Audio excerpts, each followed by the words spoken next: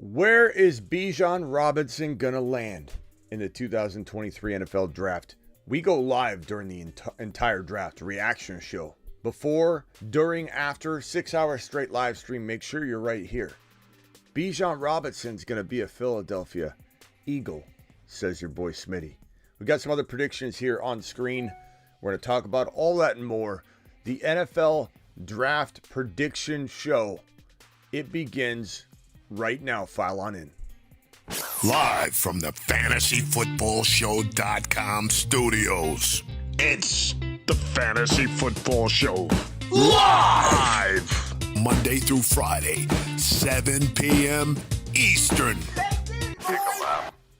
What is up, everybody? Thanks for joining me for this very special, day before the NFL draft. We might go live again tonight to tidy up some of the final predictions and thoughts we have, and maybe discuss some of the news, pieces of news out there that are related to the Eve show, late night show. We normally don't go live every single Wednesday, every single Monday. We pretty much go live Tuesday, Thursday, Friday, Saturday, Sunday.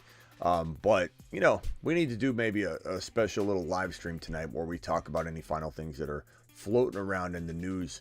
But right on screen here, I have a couple predictions for you. And granted, it's hard to pull off these predictions because you're talking about what you think and what a team might do and everything in between. And it makes it a fun but tough prediction game. Bijan's going to the Eagles. He visited two teams, one of which was the Philadelphia Eagles. The other was the Tampa Bay Bucks. Bijan is going to the Eagles. And I think there's a lot of other reasons that paint this picture. One, the Eagles are bold.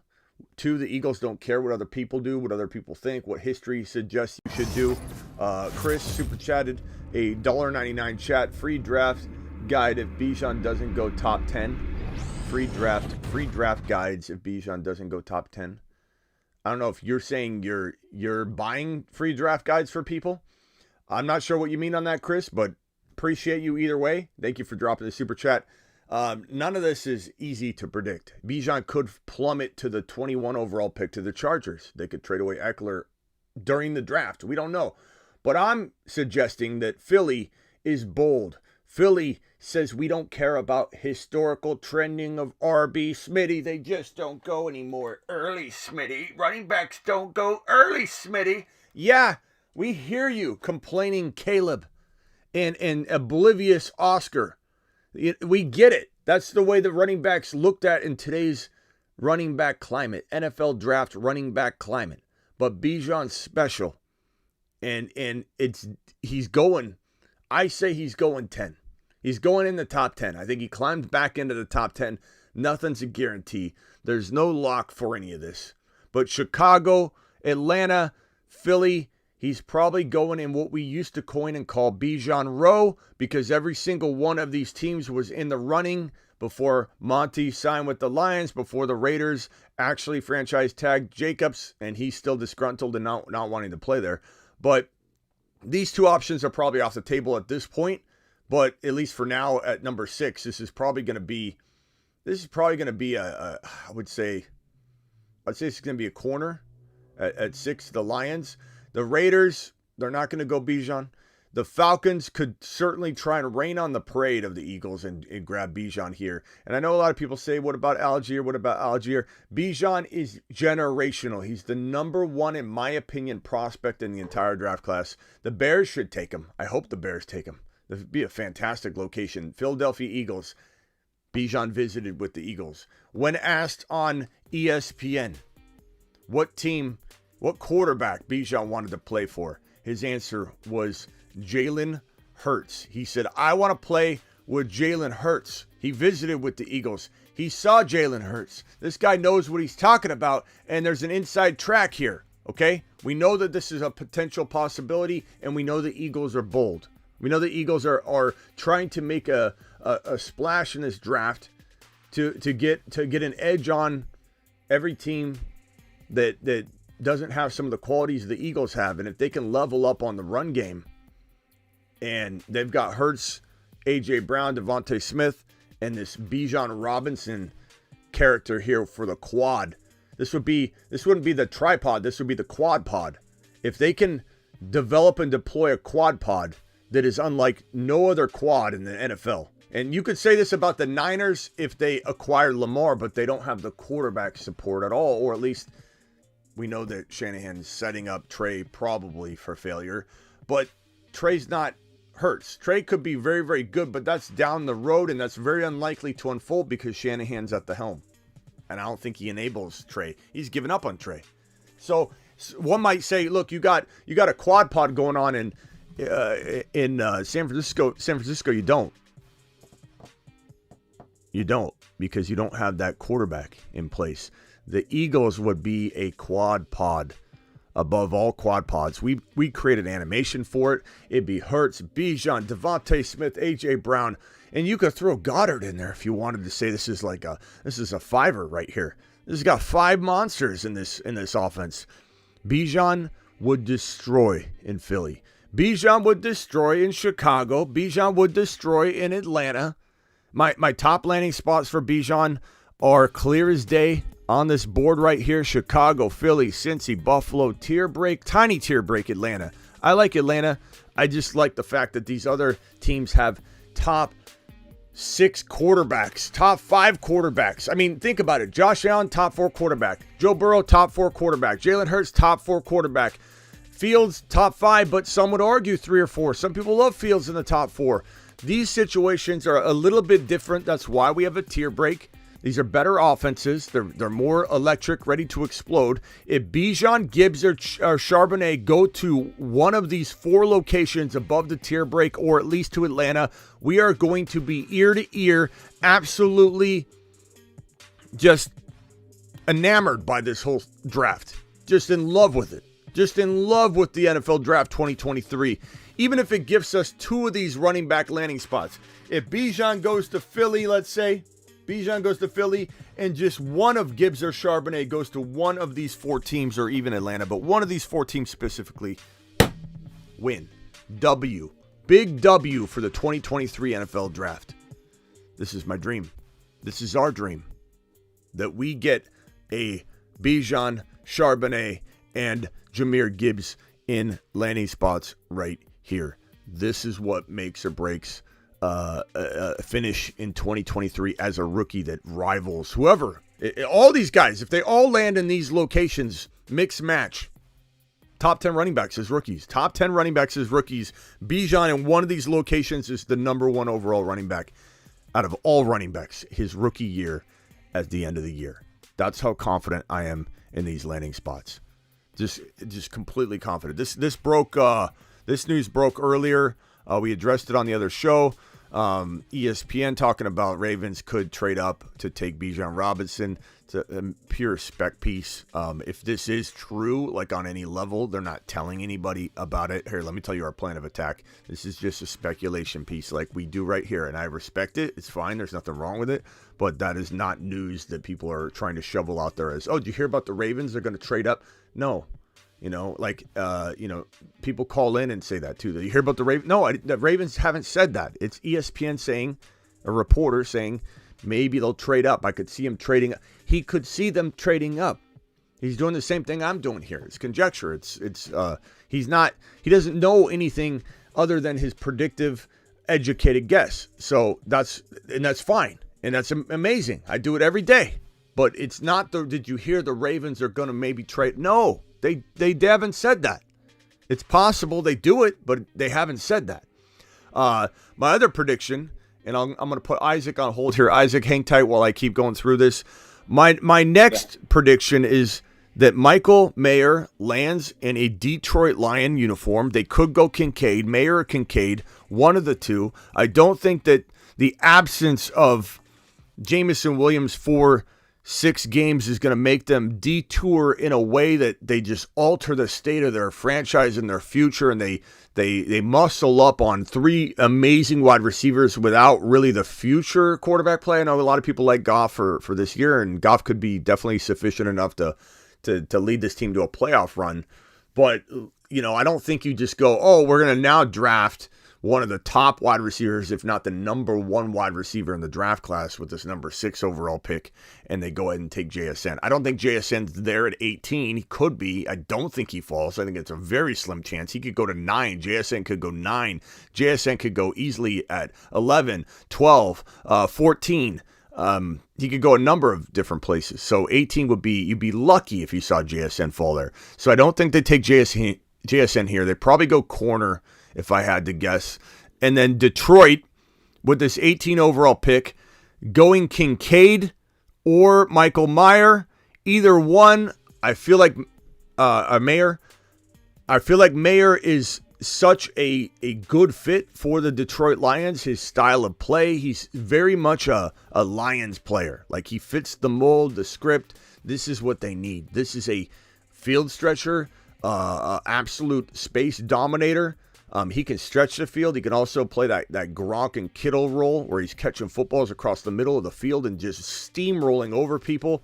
His game isn't wide receiver playing tight end like Kincaid. Kincaid's a precision guy, looks like a wide receiver. You'd honestly think Kincaid is a wide receiver, a bigger wide receiver when you watch him on the field.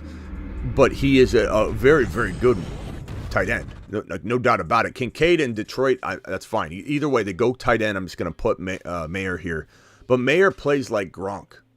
Mayer is very much like Gronk and resembles Gronk. His style of play, his grittiness, is catching the football with his arms frailing around and then running into 4 or 5 people and stumbling and sliding and falling. Like, he's always on the ground, which worries me about longevity. Because Gronk abused his body. Kittle abuses his body. Kittle, Gronk, these are not guys that play well over, the average time span of an elite tight end. They're going to break down. And Mayer's, unless he changes his game, he plays so much like Gronk and Kittle, he'll probably have a shorter shelf life. But who cares? We're talking about 8, 9, like he can still play almost a decade. That's a long time. Mayer would dominate. Help keep defenses honest. Help, supplement this amount of time that Jameson's out of the lineup. And we've never seen Jameson fully get unleashed yet, so it doesn't really matter. Everyone's saying, oh, now St. Brown's going to get keyed on, or now St. Brown's going to go even more crazy than last year. I don't know that not much changes because Jameson wasn't really all that active last year. I think St. Brown gets tons of targets. I think Mayer doesn't consume enough that it hurts St. Brown's volume, because we're talking about a guy that's going to probably, as a rookie, impressively pull in 500 yards, 450 yards, 5-6 touchdowns in a max, like a very elite year for a rookie tight end. This is a landing spot that just feels like it's got to happen. Kincaid or Mayer, specifically Mayer to Detroit. This one's a little more layup. This is kind of a layup at this point, but this has been my number one quarterback. I love Anthony Richardson and the upside he provides certain situations. I think he's going to be phenomenal in certain spots, but this kid right here, Bryce Young, is the Magic Man. He has a nickname, the Magic Man, and he's earned it, and he absolutely is that magical on the field. He's the best processor. He can process things in his head quicker, better, faster, smoother than any quarterback, not only in this draft class, but out of all the quarterbacks that have really come out of college for quite some time. He's magical on the field. He extends plays like no other. And when you watch him, the eyeball test, and this is why the combine and different, testing and stats are gravy. They're accoutrements. They're not something you rely on. You don't take a 40 time in the NFL combine and say, oh, now I like Rager. Now I like Justin Ross because he ran fast. That is a stupid way to analyze a player, is to have no real high expectation go into a combine or a preseason. This is the same thing people struggle with preseason games. You go in with a low expectation in this weird sense of reality that's temporary or compartmentalized into a speed category, makes you like somebody more than you ever would have. That's dumb. That's dumb analysis. But when you like a player like JSN and he's lacking in speed, and that's the only thing you're really looking at, he goes to the combine, he somehow, some way works on his speed and doesn't lose any of the other attributes that he brought to the table, or a guy that's smaller, bulks up, stays quick, like Zay Flowers bulked up. These are all things you should look at and say, this is actually an amazing accent to what I already thought would happen. And in the case of Young, my eyes tell me that Young is a magician, an amazing field processor. He can process things that other quarterbacks can't, on the move, on the fly, impromptu. And then he goes and takes this aptitude mental cognition test and scores in the 98, 97 percentile, the top quarterback. He's the number one quarterback according to this mental test that Stroud apparently failed, and he got like 17 or 18% on it, something really bad, the word is. Then he retook it because he took it in a bad state of mind. And, you can't judge him too harshly on that, but we don't know what the score is. We don't know how, we haven't even got confirmation that was his, he's the one that retook the test, but retook it and apparently scored a lot higher. But what's a lot? What's that mean? That's why Stroud's falling. Stroud is falling a lot because teams are scared and worried about this whole, aptitude test, or this cognition test, this mental measurement of a quarterback. And so that's why Stroud's falling. A lot of people wondering why Stroud's falling. That's one of the big reasons Stroud's falling. Not saying that I buy into this test a lot. Not that it holds a lot of water for me. Brett Favre was thought to be, not super intelligent coming into the NFL. And look at his field intelligence. His football IQ was through the roof. So we can't always look at these tests. People test badly sometimes, Like, I'm not the best test taker. I know some of you probably feel the same way. Like, something, but a test is different. These written tests are strange. There's pressure. But my whole point here is not to tear down Stroud or say that the test should be used to tear down somebody you already thought was good. That's my whole point. The reverse of what I just said. If you love Stroud, don't let a stupid test tear your analysis down. If you were worried about Stroud, you didn't think he'd process like Bryce Young on the field at the NFL level, and then he scores badly in this test, that should make you have a double take. You know what I'm saying? So when it comes to Young, when he's the best processor I've seen in a long time at the quarterback position and scores 97, 98%, number one out of all the quarterbacks, that is an accoutrement. That is an accent. That tells you that your analysis was probably spot on. Bryce Young is going to be amazing. His size doesn't concern me. Kyler Murray already proved you can be this size at the NFL level and be just fine. Now, Kyler's struggles come mental. Kyler's struggles are his attitude. Kyler's struggles have nothing to do with his size.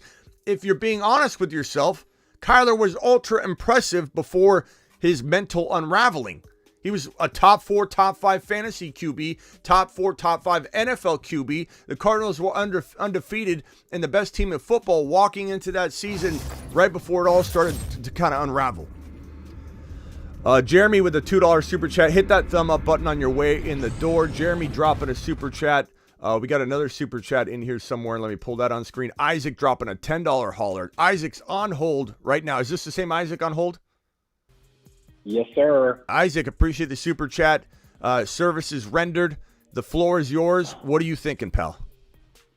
All right, my man. First of all, I'm calling back in. Cardinals should definitely select Bijan for you, but anyway, that's not going to happen. All right, so my commissioner this year in my redraft PPR Keeper League has decided that the draft order this year will be determined by the actual draft, and he's basically created a point system. So I sent you a services rendered. Give me your best guess, 1 to 10. You might need to whiteboard it. 1 to 10 what? The actual NFL draft. Oh, bro. That's going to be hard. Is that too much? Yeah, that's too hard on this live stream, but I'll send me a DM and we'll go over it on a DM. But that'll sidetrack the whole show. But I would say if I had to guess, Bryce Young go at 1.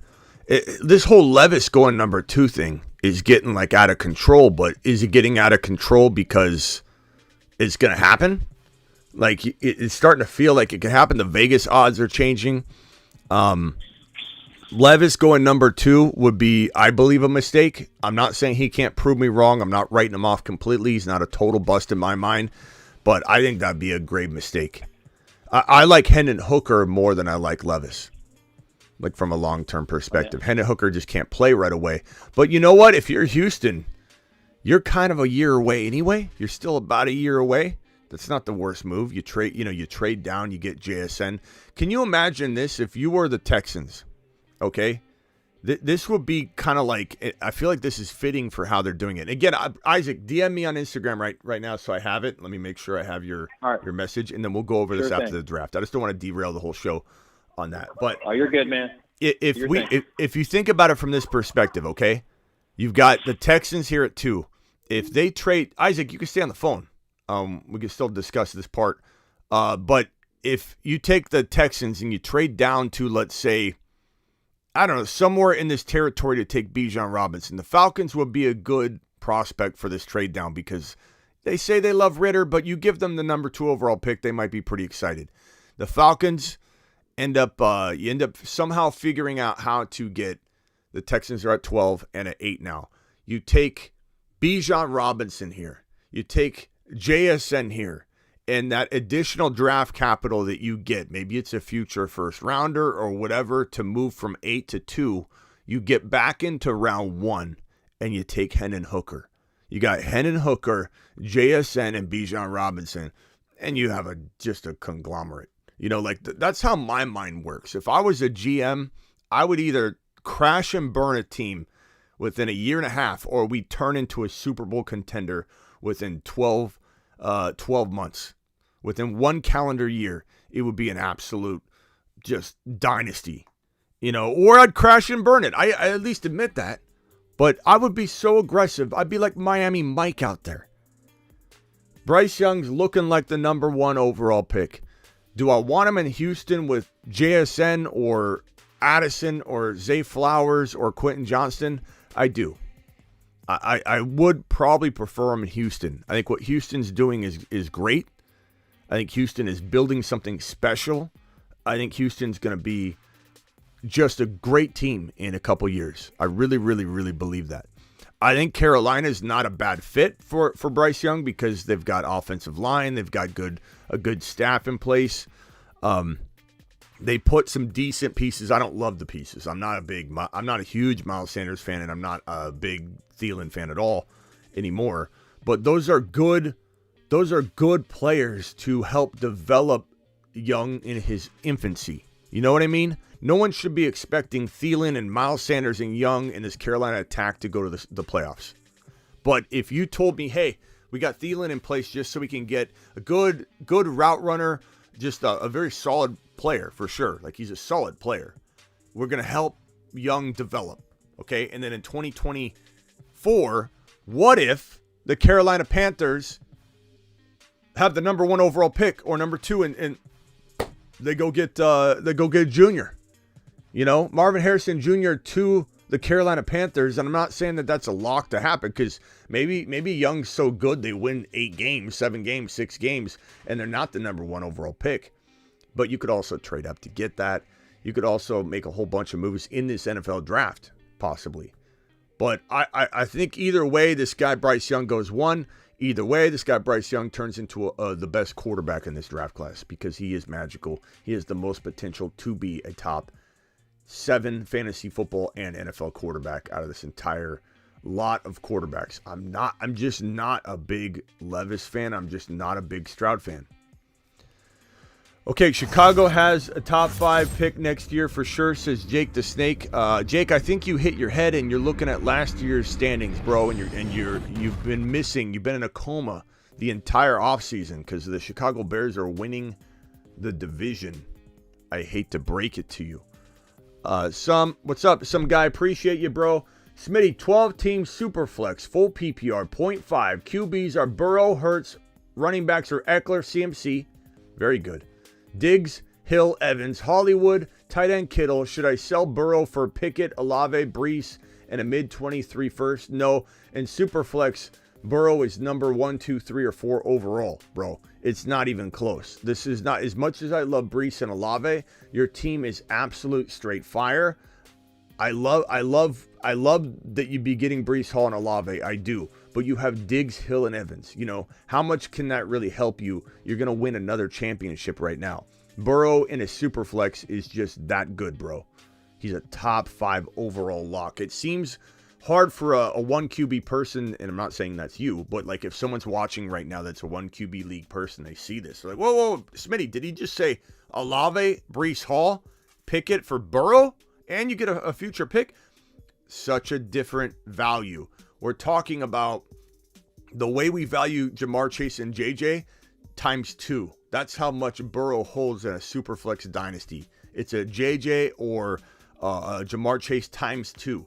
That's how much value Burrow holds. This is not enough. Not with the construction of your team. It doesn't help you as much as it hurts you. So the answer is no. Thank you for to the moon. The super chat. All $10 super chats get a moonshot. I'm excited. Look, I love Breece Hall. Breece Hall is 8 foot tall. He will always answer the mother freaking call. Don't let him fall. In the third, don't stall. Just give Batman the freaking football. He's Bryce. He's Bryce. He does a hull of a job. A hull of a job. A hull of a job. Breece Hall, please report to the moon. He does a hell of a job. He sure does. He sure does. And it pains me not to say take Breece Hall. Take Breece Hall. Whenever there's a trade offer and I can't say take Breece Hall, it kind of saddens me, to be honest with you. But at the end of the day, you got to value Superflex the way that Superflex needs to be valued. Super pumped about this draft, guys. So pumped about the draft. We got our Moon Men. I think right now, I feel like announcing a Moon Man tonight.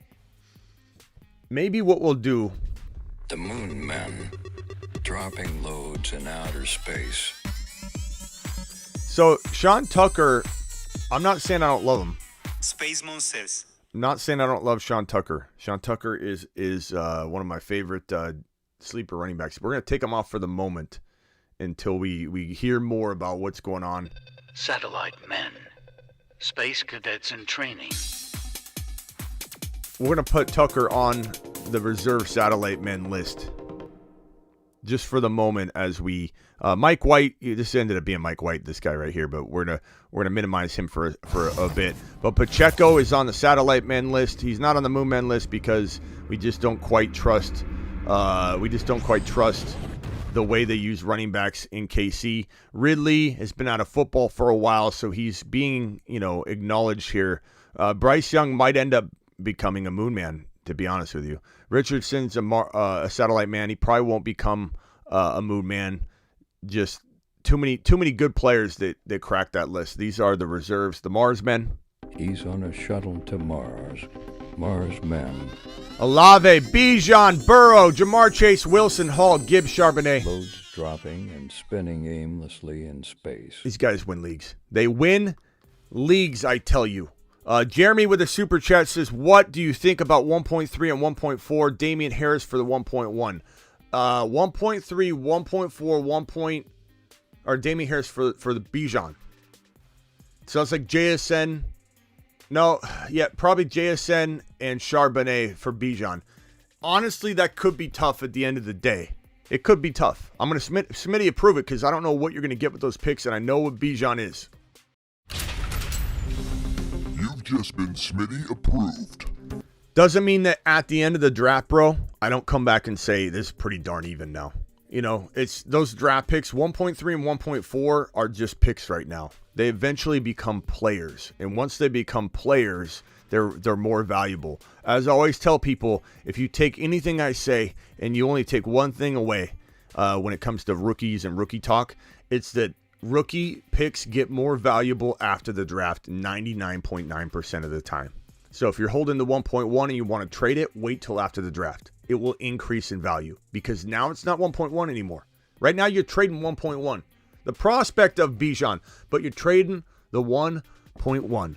Once the draft pick gets tied to Bijan and the landing spots are dished out and people have that little bit of reservation about where he goes, people are fickle. They're fickle, bro. Once they have that reservation eliminated, Guess what? Bijan Robinson, 20% increase in value. 1.3, we don't know what that is. Once we know that, JSN's in an amazing spot, Gibbs and Charbonnet are in good spots, but not as amazing as JSN, you now know the 1.2 is JSN, and if you want the 1.2, you're going to pay for it. And if you feel like your offer sucks, I have that right here.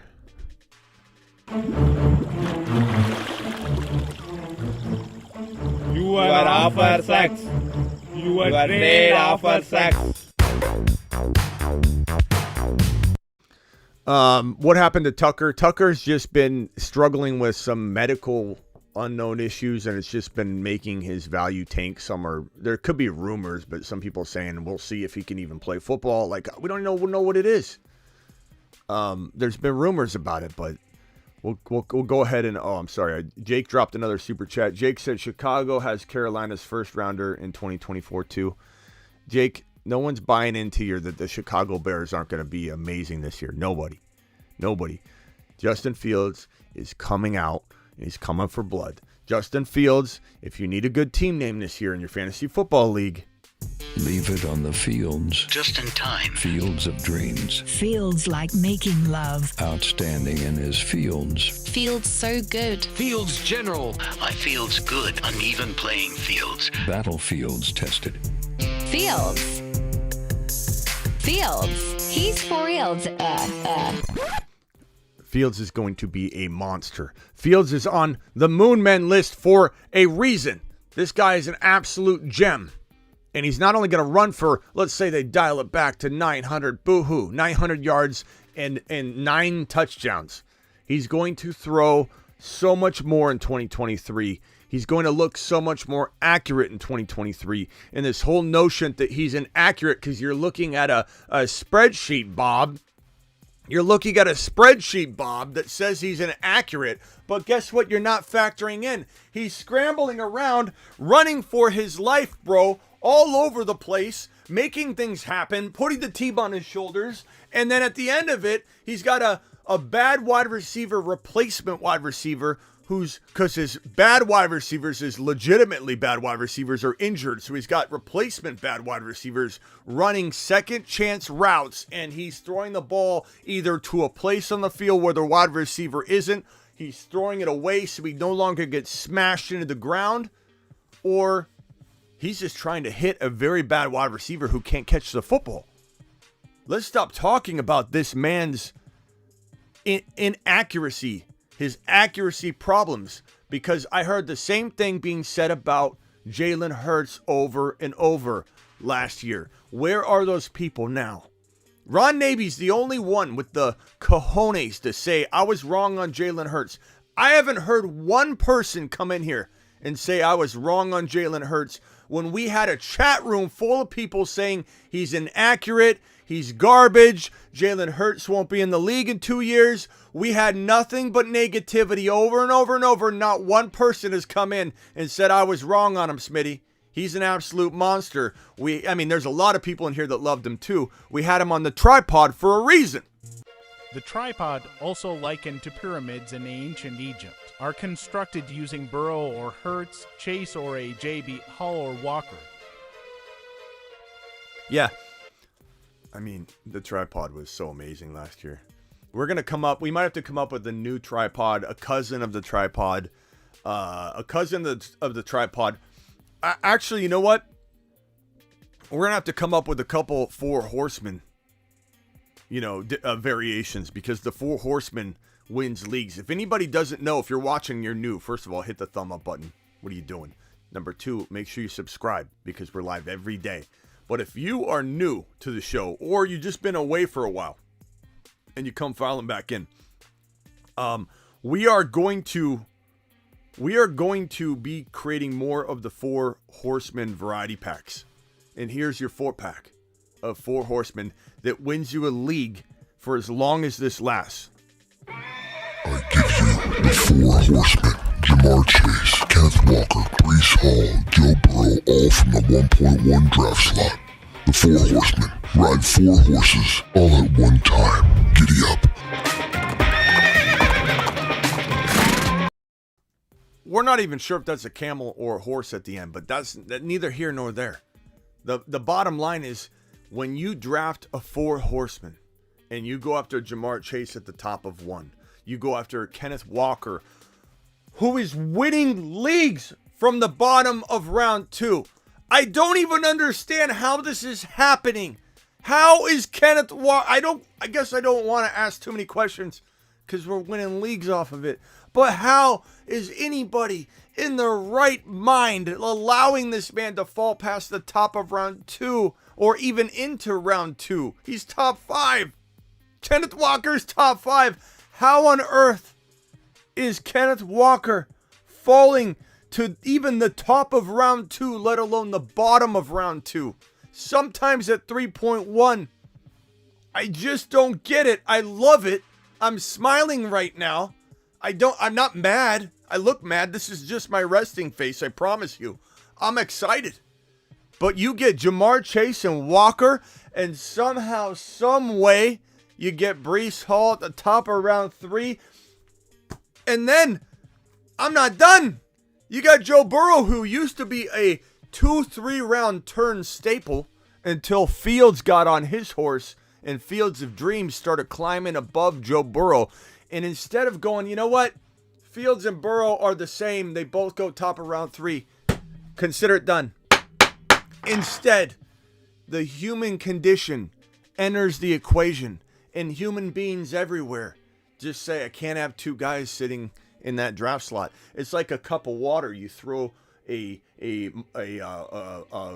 golf ball in it, and it consumes a certain amount of water. There's no room for another golf ball unless you're going to open up and have that water rise, and you're going to have a bigger space fill up, right? If you are looking at putting Fields into the 3rd round, he's bumping someone out, just like the water has to move aside, right?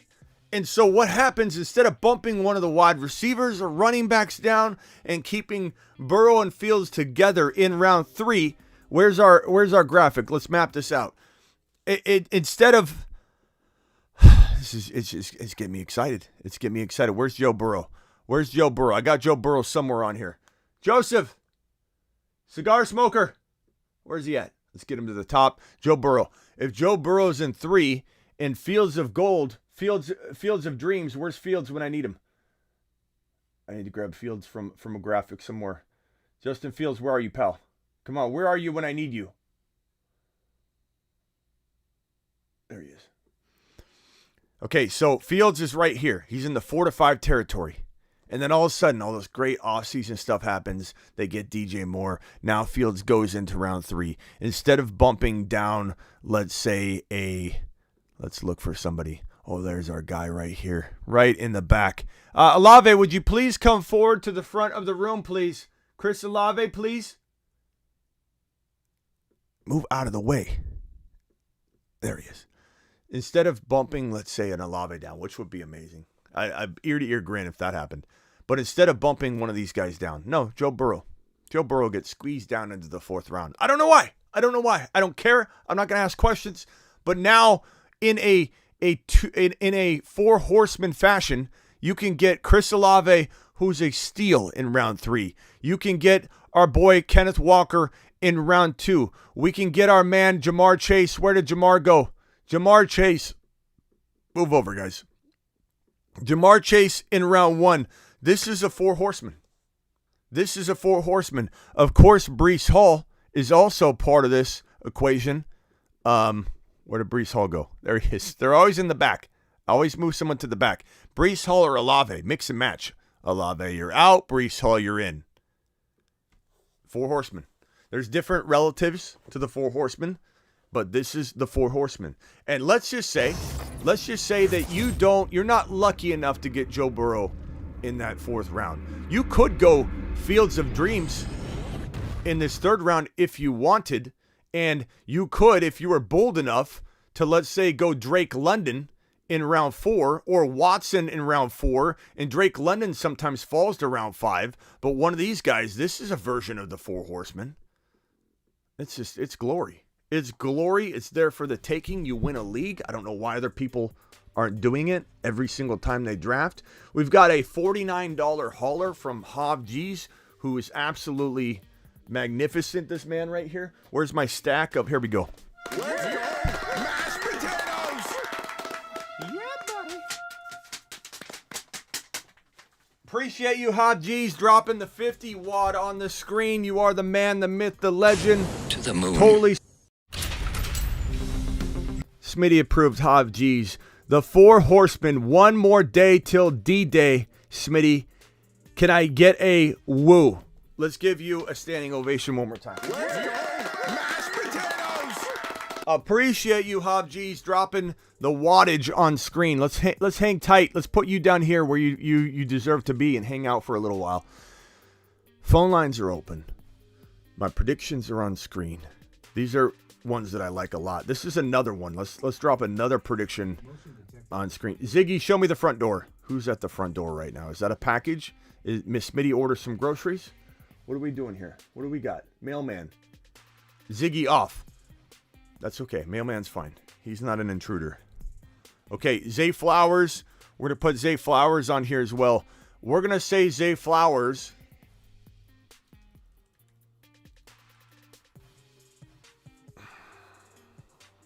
I'm going to go with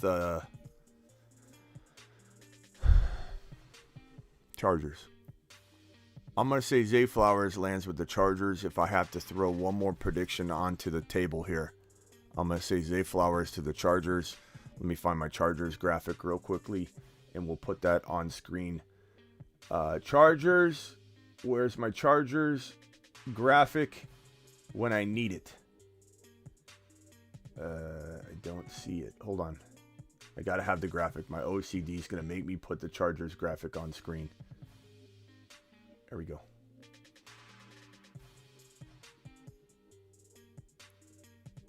Yeah. Chargers. Zay Flowers, Chargers. That'd be a great spot. That'd be a great spot for him. I think it'd be phenomenal.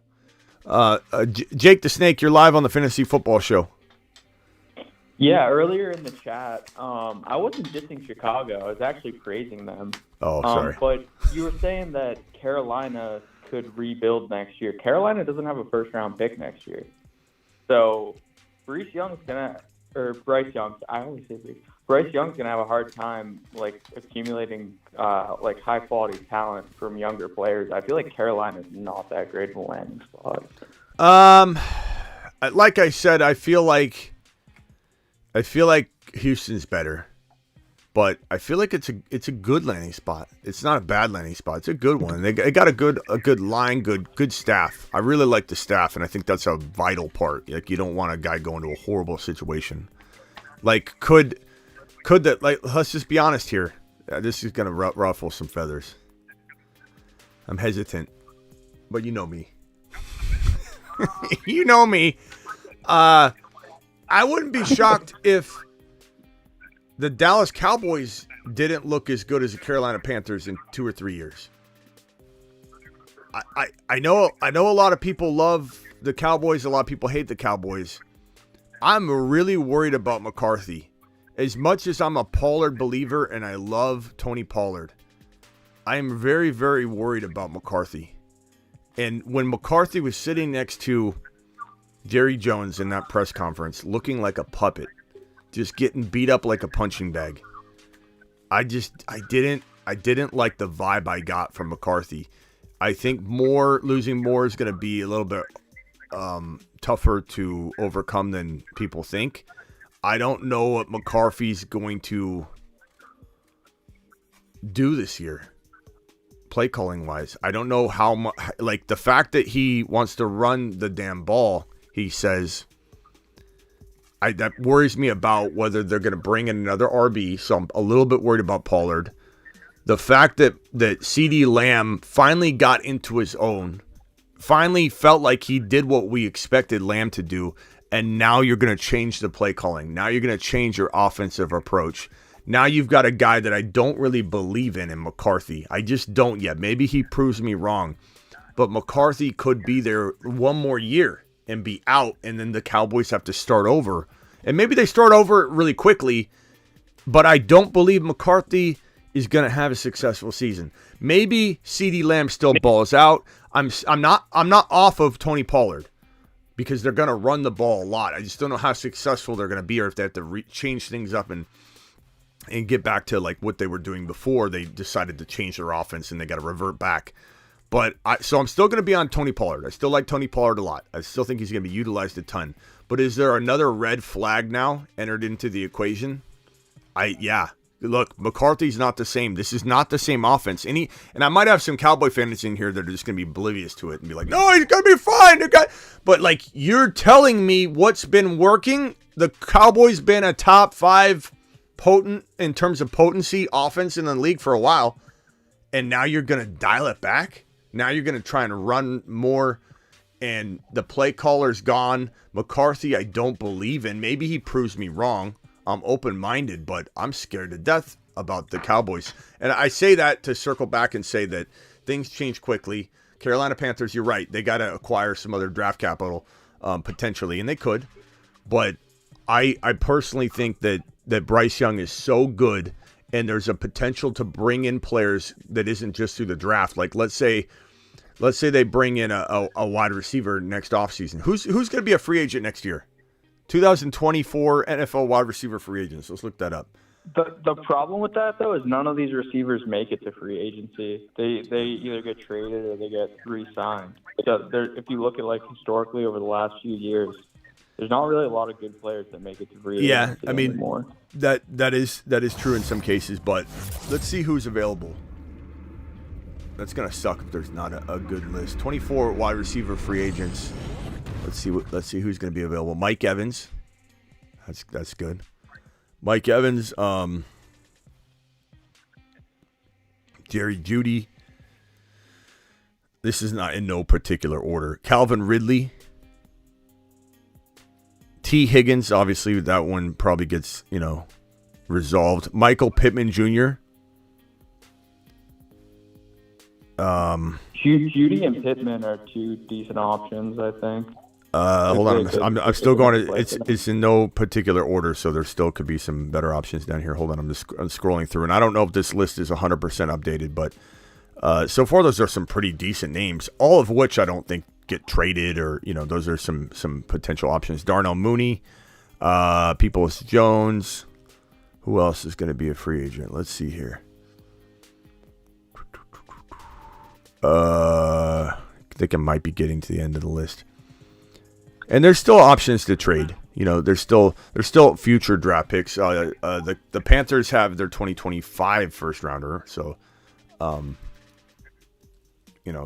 could always be traded. Yeah. Keep in mind, a lot of guys, a lot of trades do get made with future draft picks. So if I'm Carolina, I will surround him within 1 calendar year, like the Chicago Bears did. I will, even if I've got to cut bait and figure out ways to clean up. I know that they kind of went the other direction. They brought in Thielen, which is good because he'll help develop Bryce Young. Do I want Bryce Young to go to Houston? Yes. I want him to get that number 12 overall pick wide receiver that the Texans are bringing in here at 12. I believe they will. So that's what I want for Bryce Young. Ultimately, I want Bryce Young to go to 2. This backfired, in my opinion. I wanted him to be the number 1 ranked quarterback, but I wanted him in Houston. It does kind of suck. Houston is better, but Carolina's underrated. I think Carolina's underrated. That's my opinion. Yeah, I guess I would just say that I think Dallas is in a better position post McCarthy for a reconstruct. I really just think Carolina levied way too much of their future on, which Bryce Young's an elite talent for sure, but I just question if they have the capital to really fix the team in the next year or two. And that's kind of what I worry about with Carolina. Yeah, we could both be right at the end of the day. I'm so worried about Dallas right now, bro. I just have a bad vibe. Keep in mind too, for anybody that's saying, Dallas, having a bad season. Come on, Smitty. Keep in mind that the Rams won the Super Bowl, and they showed no signs of unraveling the way they did. Now, granted, there were some injuries and such, but those unravelings happen quickly, and usually there's something at the front of it, and a play caller and reverting over to a McCarthy-led team is one of those things that feels like it could be a trigger point. I'm a little worried about Dallas. Who else agrees in here they're worried about Dallas with Moore gone and McCarthy? McCarthy's just not. I just don't feel confident in him as a play caller. I don't think this is going to end up going in a good direction. Maybe it gets resolved quickly though. Like if it unravels quick, they resolve it quick. Hold on, let's go to Adam real quick. Adam, go ahead. I agree with you completely. When they got rid of Kellen Moore, I called a friend of mine. I'm like, dude, what are they thinking? I really like Kellen Moore. I think he'll probably be a head coach eventually in the league. Like I think he has a lot of talent. Yeah, I'm just worried. I'm becoming a petrified Peter about two different things in this draft. Or this 2023 season, but one of them being in the draft. I'm worried about Christian Watson's value. I don't want a wide receiver landing to Green Bay at 13, and I'm worried about Tony Pollard surviving in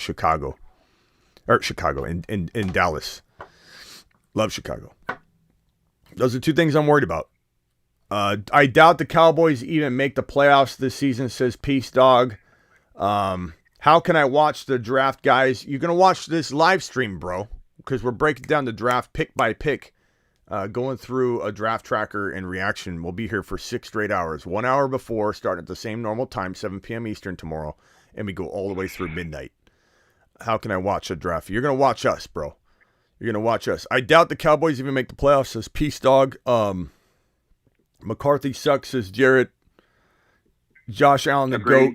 Josh Allen the GOAT, that's true. Not to mention Dak, says Paul. Which side? Jerry Jeudy, Amari Cooper, and the 2.3 this year, 10-man. I take Amari, but, I take Amari. I don't trust Jeudy. I don't trust Denver. I think you got to go with who's been producing Cooper. Let's go. We got one more phone call. Scuba Steve, you're live. Hey, what's going on, Smitty? I just wanted to chime in real quick because you're talking about Dallas. I actually was going to talk to you about that because I don't know if you saw that they are the favorites to get a tight end, and I just wanted to know if you think that they're going to draft a tight end or if they're going to draft somebody else. Dallas? Yeah. Yeah. I'm going to a lot of sports books. They have Dallas is a favorite to draft a tight end. I think one of them is Mayer or one of these other guys, but they're likely to draft a tight end. I guess that's where they. Yeah, the problem is they're not going to probably get Kincaid or Mayer. I don't think because they have the 26th pick, but maybe one of them falls. It's possible, but I think Mayer goes 18 to the Lions or Kincaid goes 18 to the Lions. And if one of the two falls to Dallas at 26, they'd be stupid not to take him. And maybe that would make me feel a little more comfortable about Dallas. I'm open-minded. I'm not locked in that Dallas is going to fall apart, but I'm fearful of it. I'm not feeling pretty good about the situation currently, to be honest. But that doesn't mean it can't change. Dog Mentality with the $5 holler. Any chance you think Mac Jones gets traded to the Texans with Nick Caserio ties? Because Belichick feels disrespected last year, Mac getting outside help. I don't think anybody in their right mind is going to trade for Mac Jones, bro. I think Mac Jones has not proven a single thing. I think Mac Jones feels soft. I think Mac Jones is not going to survive as a top 10, 12. Maybe he's like Baker. He stays in the league a while, gets a couple different chances. But I don't see him being any sort of guy people are going after, to be honest. But you never know. All it takes is one dancing partner, and I think Caserios is too smart for that. I know that the Raiders were interested in him at one point, but then they had Jimmy G. I mean, I don't know if those reports are accurate, but they were saying that Josh McDaniels was trying to talk to Bill Belichick about getting Mac Jones. I don't know if that changed. Yeah. They got their guy now, Jimmy G. They're on their way. Yeah. Yeah, Mac's not good. Mac's not good. Thank you for the super chat, pal. Mac Jones feels so soft, man. Zappy's gonna start multiple games, if not week 1. That's my opinion. Why would you trade for Mac when you can just wait for the Patriots to release him? Yeah, exactly. And then at that point, who still wants to sign him? You know, I don't know. Trey Lance to the Texans. You know, it's the ties, the Niner ties. The Niners always seem to be tied and trade to, the coaching tree branches. Like Salah, I can see it happening. Niners dealing and trading with Miami Mike in Miami. I mean, it's definitely not off the table, I would say, but we'll see. I think I would love to see Trey Lance if they drafted. Now, granted, think about it from this perspective here. Trey Lance is not going to cost you the 12 or the 2. Let's just get that out of the way right now. He hasn't done anything. As much as I love him, he hasn't done anything. The Niners' expectation is give us the 12. And so that's why it probably won't happen. But if the Texans trade for Trey Lance using, let's just call it a 2024 first rounder. Let's just say the Texans overpay. And I would do this. I would put my balls on the line and do something similar to this. I don't know if Trey Lance would be my target, but I'm just trying to map out how you win, how you build a dynasty. You take Bijan, you trade down, of course, a little bit. You take Bijan, you take JSN, and you trade for Trey Lance using a future pick, and you walk in with your monster future squad. Now, I don't know that it would be Trey for me in this offense. I think there's something to be said about getting Lamar. Like, I'd much rather have Lamar. If I was the Texans and I wanted to win a Super Bowl in one of the next 3 or 4 years, I would go drop an offer sheet on Lamar once the draft concluded. I would trade down a little bit from this 2 to get Bijan. I would draft JSN or Addison or Zay Flowers at 12. I would give up my 24 and 25 first rounders for Lamar in an offer sheet, and I'd go win a Super Bowl in one of the next 3 or 4 years. I mean, how do you not win with that team? They're building something special in Houston. This is the Detroit Lions 1 year ago. They're just, they're on that same track. And the Lions, I said, were on the Cincinnati Bengal track. And the Bengals were on a track that, I talked about before people knew that was even a track. These teams are building something special. The Bears, the Texans, the Lions are all on the rise. And most people know the Lions are already on the rise. But the way I talked about the Lions last year, I went on a lot of things with Raj and talked to the Niner community, when we were talking about this stuff. And everyone laughed at it last year. The Lions are going to do something special. Within 1 to 2 years, they're going to be special. And now everybody loves them. They're everybody's Cinderella team. Well, guess what? The Bears and the Bears and the Texans will also be. And everybody's memory is going to be very foggy. And hindsight's going to be 2020. And they're going, yeah, Texans, we're building some good stuff. Everyone hates the Texans right now. The Texans they got the 2 and the 12. And if I'm the Texans and I'm going to use this on a quarterback, I'm not picking Levis, though. So hopefully those rumors are wrong. Because if they take Levis, I don't know. Maybe I reassess it then. But I don't see how they take Levis. It's got to be smoke.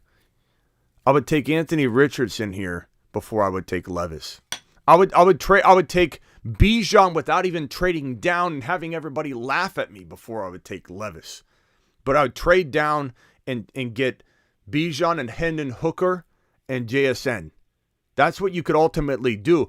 By trading this 2 down to a Bijan Robinson location, call it the Falcons. So you take this 2 pick, you trade this 2 pick to the Falcons if they even wanted, if they love Ritter. But let's say I'll give you the 2 pick. This gives you capital beyond capital. You take Bijan here now if you're the Texans. You take JSN here. You use that capital that you just got for the trade down to get back into the Hendon Hooker game. Hendon Hooker, JSN, Bijan Robinson, championship contender. I won't say they win one, but they're a championship contender within 2 to 3 years.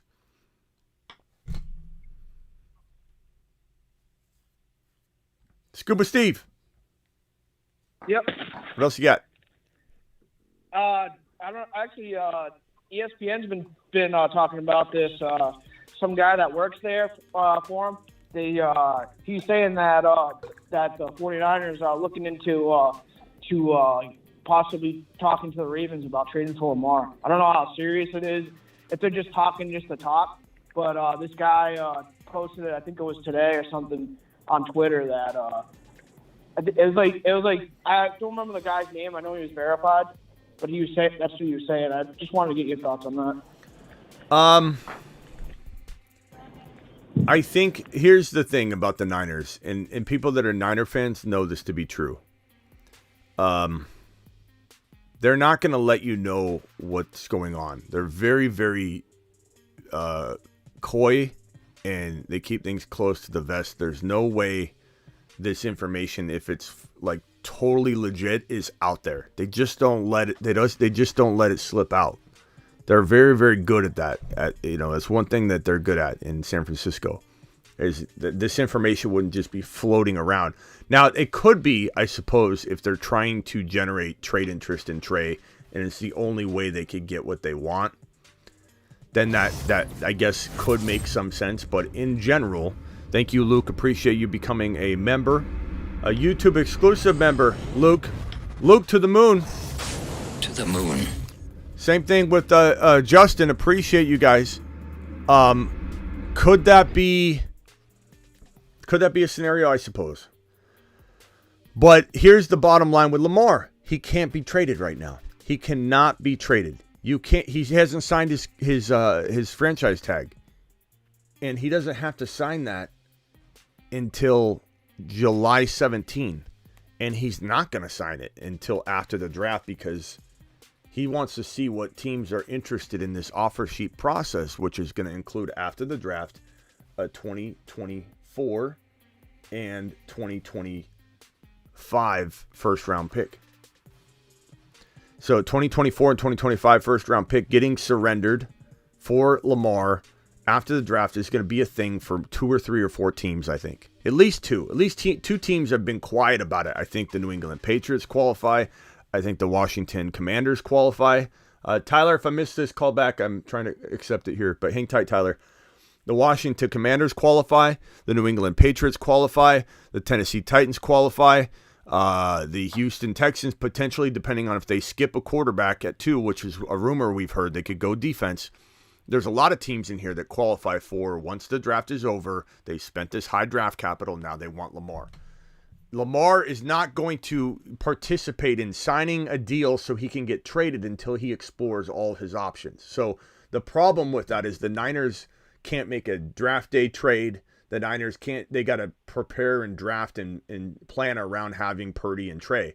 So this would have to be something that develops later that doesn't impact their draft strategy, doesn't impact anything. It's certainly possible, but I would probably say, looks like we got someone gifting memberships on the channel like an absolute monster. Who did that? It's probably East Coast Tatty, I imagine.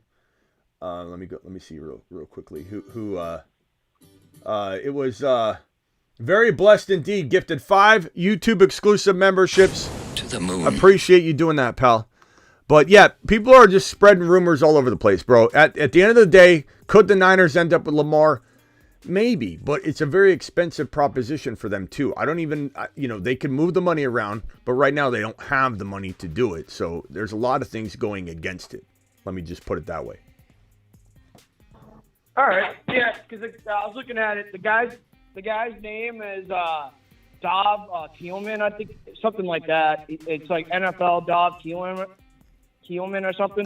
And then under it, he retweeted that. I guess like the Dan Patrick. I guess he was talking about it that they're talking about like Lamar. So I don't know like how if these guys are just throwing that stuff out there or if they're like talking to like somebody like within those like organizations that are like saying that. Yeah, it's all rumors, bro. But what you got to ask yourself: are the Niners willing to pay Lamar like $155 million guaranteed for 3 years?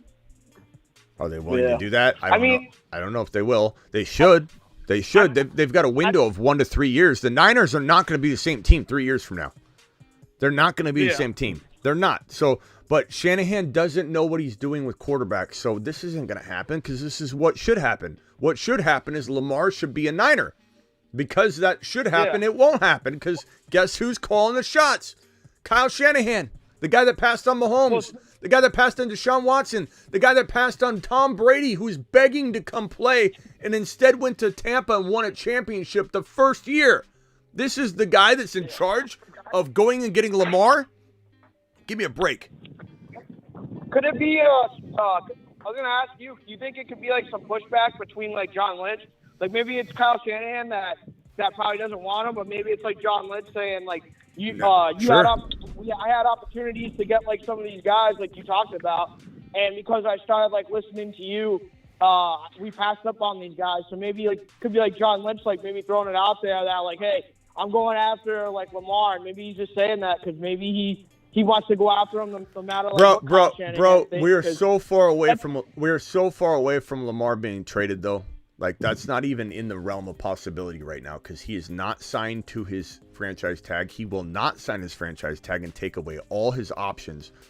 So we got to go through the draft, behind the curtain, explore for weeks this offer sheet process, which even if there's not an offer for the first week, Lamar's not reacting. In order for him to do this, he has to go out into the post-draft market, wait for offer sheets. They don't come in, and crawl back to the Baltimore Ravens and say, okay, let's start discussing this again. If I sign my franchise tag and you guys franchise tag and trade me, this is where I want to go. Here. Okay, we'll pick up the phone. Hey, San Francisco, Lamar wants to come there. We are going to franchise tag and trade him to you. What do you want? Give us Trey Lance. Give us a first rounder and Trey Lance. We'll go ahead and do that deal. Lamar, this is what we're working with. Sign your franchise tag. Let's send you over to the Niners. They're willing to pay you this. And with franchise tag and trades, the contract is worked out in the background. And as soon as a player is franchise tagged and traded, the contract is announced immediately because there's no way, 0% chance that a team trades for a franchise tag player and doesn't have them inked to a new deal the minute it goes through because you're giving up so much value to bring said player over. The last thing in the world you want to do is bring said player over using all that draft capital and not having him locked up to a long-term deal. The other thing that people need to realize is that once Lamar on July 17 gets forced onto that franchise tag contract because he has no choice. Even if he refuses to sign it, that becomes his contract automatically. He doesn't have to actually physically sign. On July 17, it becomes his deal, and the Ravens can no longer negotiate with him on his contract. That is his salary for the entire season. There's no revisiting. That's what he plays at. So July 17 is the deadline where all this stuff has got to either happen one way or the other. But we're so far away from Lamar being traded. Everyone says that, like, especially Niner fans. They don't know. They're just excited about the Niners situation, and they're like, we should trade for Trey Lance. You can't trade for Trey Lance. You can't even offer for Trey Lance because you don't have a first rounder, so you can't offer for him, and you can't trade for him because that's not a part. He's not on the roster. He's not under contract with the Ravens right now. They can't trade him. Hey, do it. Sorry, Tyler, go ahead. You're live. I totally agree with you, Smitty. One word about the Lamar Jackson thing: money. San Francisco is not going to get Lamar Jackson because of money. They won't pay him. They've blown it up so many times, getting so big players. And the thing about the deadline is, once the deadline happens, Lamar's stuck. Your phone's cutting out, bro. Tyler will come back to you when your phone maybe clears up. You're cutting in and out. We can't hear you. Can you hear me now? I mean, right now, but let's give you one more shot. Go ahead. Okay. So Lamar is stuck on that date. 49ers aren't going to get him because they're not going to pay him. Yeah, we heard that part. Yep. Money of which he's going to get. And the main question that I want to ask you is Russell Wilson worth giving up the 111? Like, the 111, what am I expecting to mainly get if I don't trade to get Russ? 111 Superflex rookie pick? Yeah, like super flex. It's not a rookie. It's just a normal super flex. Well, I mean, quarterback. Yeah. So, are there any keepers? Because you're talking about a player, like I'm assuming he's already owned, and you're getting a pick, the 1.11. So, can you? No, this is not a keeper. It's just we've already drafted, and this guy is willing to give up Russell Wilson in order for me to give up the 111 in a rookie draft. In the rookie draft, yeah. Yeah. Your phone's cutting a little in and out, Tyler, so try calling back in a little bit. But the answer to that is I'd rather have Russell Wilson in a super flex than the 1.11 rookie pick. Yeah, definitely. Thank you, Tyler. It's cutting in and out, bro. Hendon Hooker, ACL, told The Athletic he will be cleared 100% by September 1. That is an interesting unfolding in Hendon Hooker news right now, because this guy is going to skyrocket up draft boards instantly now. And there might be a team like the Texans at 12 that say to themselves, let's just go Hendon Hooker. And if Hendon Hooker was healthy and he is going to be 100% by September 1, and this is a quarterback. Quarterbacks coming back from ACL tears, it happens very, very fluidly. And it's not a difficult comeback for quarterbacks. They're a little bit reserved with it. I mean, we saw Burrow, Brady. It's totally common. This is going to be interesting. This is going to be interesting to see where Hendon Hooker climbs. This could be the quickest climber in the entire first round. This is a guy that wasn't thought to be a first rounder at all. Now he's climbing up. Hendon Hooker is going somewhere very early.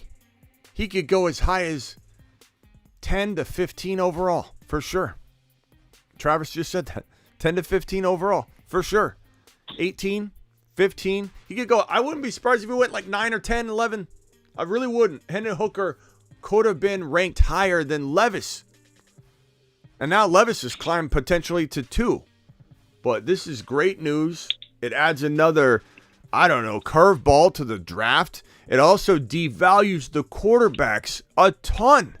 Like, this may have just deflated the quarterback value across the board, aside from number 1. Now you might have the Cardinals unable to trade down from 3 because now Hendon Hooker's out there. You add more potential quarterbacks, especially ones that blur the value of the guys at 2, 3, and 4. Now you have everybody scared to death to trade up to 2 and make a mistake. Texans may pass on a quarterback now. Cardinals may not take a quarterback. Colts may or may not take. It would be crazy if we had one quarterback go in the top 4. Now Hendon Hooker maybe goes to the Raiders or the Falcons. Hendon Hooker could go to Tennessee or Houston or New England. I don't think Hendon Hooker is on the board after the Washington Commanders number 16 overall pick. Hendon Hooker, new prediction.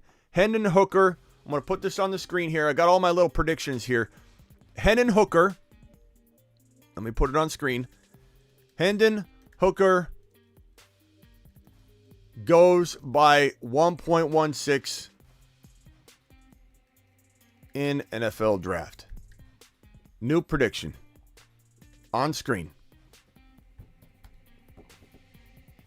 Middle of the draft. It's the latest he falls. Gonna be 100% by September 1, says him. Maybe he's stretching that a little bit, but I believe him. Adam, what else you got? So going back to the number 2 pick, I wouldn't be shocked if the Texans actually take Will Anderson. I wouldn't either, bro. Because you remember when they took Mario with the first pick, when the year no one wanted him to go first, and everybody threw a fit about when they took him. Can't think of his last name right now. Yeah, bro, But it wouldn't anyway, it wouldn't shock me at all if they didn't grab. Hey guys, the guy you're talking about, it was Mario Williams. Oh yeah, Mario, yeah. Sorry, I'm focused on this. My ADD's got to control me. I'm sorry, guys. All right, go ahead. Yeah, it definitely feel like that's totally possible. We don't know where the quarterback's going to go. Hendon Hooker entering the top 15 equation now devalues all the quarterbacks. The shortage is what made everybody wanting to, like, they're going to go 1, 2, 3, 4. There was a point about a month and a half ago, and this is just like politics. You have a presidential candidate that declares too early. Guess what happens? Final month, somebody gets excited about somebody new, fresh face. Just everybody wants to change. They're so tired of talking about the same thing over and over. This is the same thing. This is why Cam Newton went from not near the number 1 overall pick or number 1 quarterback to the number 1 quarterback drafted and number 1 overall pick in his NFL draft. This is why we heard a month ago, roughly, it was going to go 1, 2, 3, 4 quarterbacks. It was going to go Stroud, Bryce Young, Anthony Richardson, and the Cardinals would trade out of the pick, and Levis going 4. Now, Hendon Hooker coming in dilutes the power of that, getting those picks and those runners. We might see 2 quarterbacks in the top 5. I truly believe Anthony Richardson should go to the Seahawks. That protects our Kenneth Walker shares. We definitely want that to happen. Quite honestly, like, I know Geno's, it's going to be uncomfortable for Geno, but bottom line is, give me that security in Seattle so that Walker is, on his way no matter what happens with Geno. Jeremy's giving a $2 hauler here. Hopkins to the Jets, unstoppable. Cards get. Hopefully they get a second rounder, but who knows? Hopkins is going to Buffalo. Let me put that prediction on the screen here. I think Hopkins goes to Buffalo. Hopkins or Derrick Henry to Buffalo on or right before the draft. So I'm going to put these predictions all over the screen here. These are my draft day predictions. Okay, we'll put that right there. We've got Matt Bijan on the phone. What's up, Bijan? What's going on, Smitty? I caught a little bit earlier today when you were talking about Bijan, and there you go. If you compare him to Saquon Barkley coming out, how do you still just put Barkley above him? Do I put Barkley above him? Well, I mean, Yeah. if I have Bijan as my number 1 overall dynasty running back, and I have Bijan finishing as the number 1 running back in his rookie year above all other running backs, McCaffrey, everybody. He's my dark horse number 1 running back finisher. That should tell you that Bijan's my number 1 running back, bro. There is no way he's going to the Eagles.